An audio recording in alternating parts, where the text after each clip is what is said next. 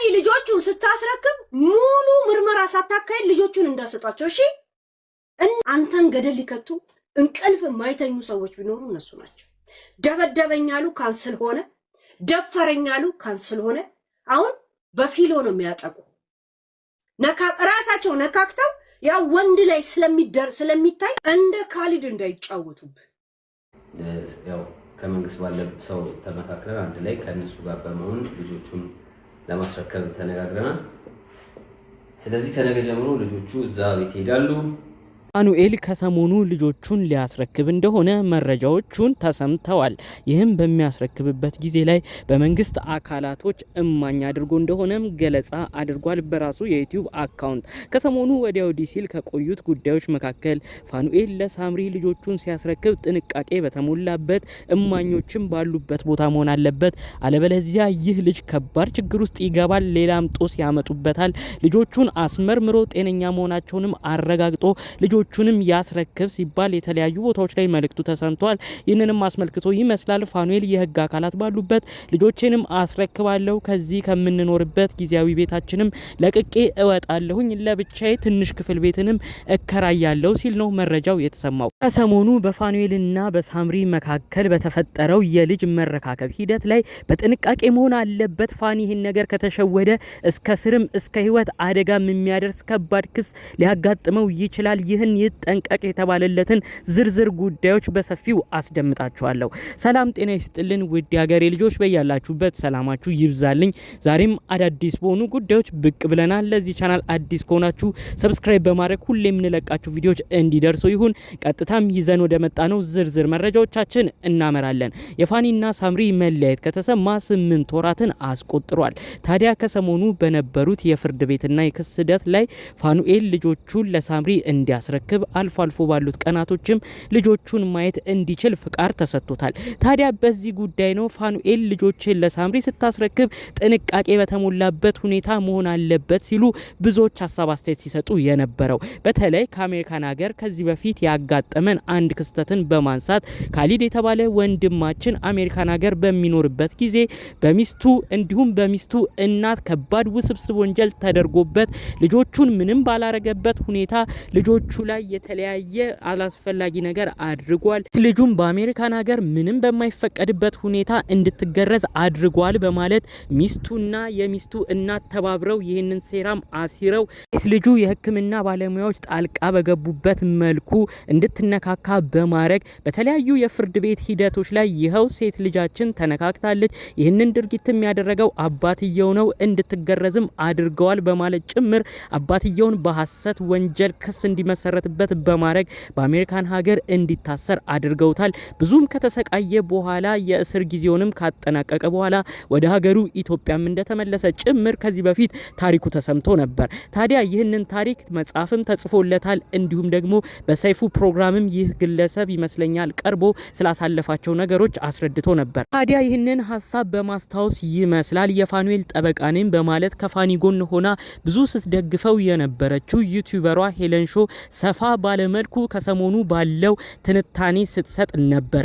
ፋኑኤል ልጆችን ለሳምሪ ስታስረክብ ተጠንቅቀ ልጆች ጤነኛ መሆናቸውን አሳይተ የህግ አካላት የመንግስት አካላት ባሉበት ልጆችን አስረክብ ስትል መልእክቷን ስታስተላልፍ ነበር። ዩቲዩበሯ ሄለን ሾ አያይዛም ይህን መልእክቷን አሰምታለች። እናትና ልጅ ማለትም ጂጂኪያና ሳምሪ በጣም ከባድ ሁኔታ ውስጥ ነው የሚገኙት። ፋኑኤልን ለመጣን ፋኑኤልን ለመክሰስ የማያረጉት የማይቆፍሩት ጉድጓድ አይኖርም።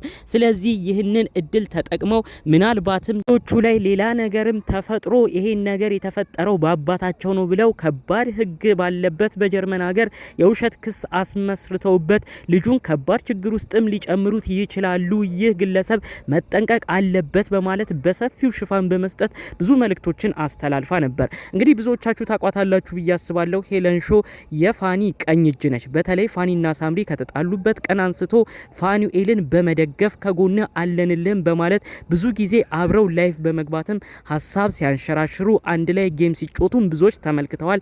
ታዲያ የሄለንን ሀሳብ ፋኑኤልም የደረሰው ይመስላል።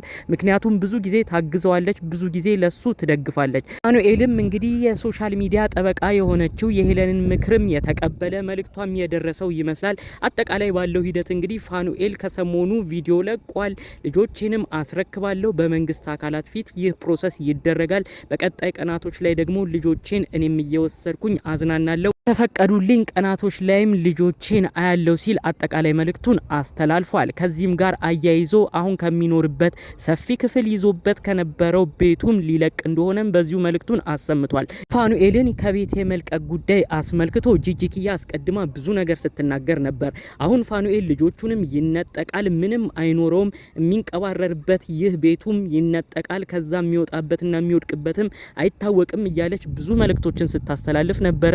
ታዲያ ፋኑኤልም ይህንን ጉዳይ አስመልክቶ እኔ ቤቱን እምለቀው ሌሎች እንደሚያወሩት ሌሎች እንደሚይዙት በሌላ ጉዳይ ሳይሆን እኔ ቤቱን እምለቀው ሰፋ ያለ ቤት ስለማልፈልግ ከልጆቼም ጋር አብሬ የማሳልፈው ጊዜ ስለማይኖረኝ ወደዚህኛው አነስ ወዳለው ክፍል እቀይራለሁ ሲል መልእክቱን አስተላልፎ ነበር። በሌላ በኩል ብዙዎች ስለሚወቅሱት እናትና ልጅ ሳምሪና ጂጂኪያም ልጆቹን መነገጃ አረጋቸው እያሉ ብዙ መልእክት ስለሚያደርሱት ጉዳይም ፋኑኤል ጠቅለል አድርጎ በድጋሚ መልስን ሰጥቷል። እኔ ብዙ ሀሳብ ማፍለቅ እምችል ብዙ ኮንተንትን ይዤ የመጣው ዩቲዩብ ላይ መስራት እምችል ወጣት ነኝ።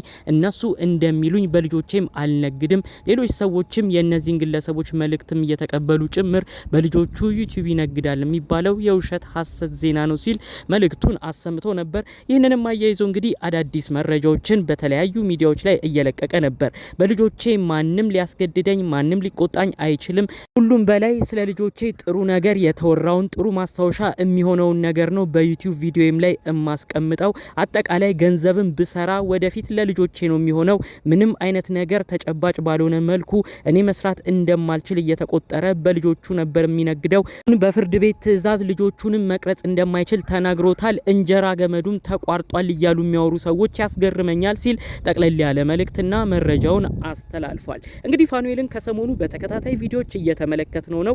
የፍርድ ቤት ውሳኔም የተሰማው አለ። ፋኒም ሳምሪም ልጆቻቸውን በምንም አይነት ሁኔታ ላይ ሶሻል ሚዲያ ላይ እንዳይለቁም የፍርድ ቤት ትዕዛዝ ወጥቷል ማለት ነው። ይህንንም አስመልክቶ ይመስላል እንግዲህ ፋኒና ሳምሪ ከነበራቸው የፍርድ ሂደት የመጨረሻ ውሳኔ በኋላ ልጆቻቸው በየትኛውም ቪዲዮ ላይ አልተለቀቁም። የፍርድ ቤት ሂደቱንም ውሳኔውንም ያከበሩ ይመስላል ማለት ነው። ፋኑኤል ግን ለብቻው እየመጣ የተለያዩ መልእክትና ሀሳቦችንም እያስተላለፈ ብቻውን መስራት እንደሚችል የዩቲዩብ አሰራር ኮንተንትም ለሱ አዲስ እንዳልሆነ ጠቅለል አድርጎ መልእክትና መረጃውን እያስተላለፈ ቆይቷል ማለት ነው። እንግዲህ ጠቅለል ባለ መልኩ ፋኒና ሳምሪን በተመለከቱ ጉዳዮች ዛሬም አዳዲስ ነገሮች መሰማታቸውን ቀጥለዋል። የሳምሪ እናት የሆነችው ጂጂኪያ ዛሬም መልእክቶቿን እያስተላለፈች ይገኛል። ለዋንትያ ሰለሞን ሲሆን ብዙ ሰው ድምጽ ሆኗታል።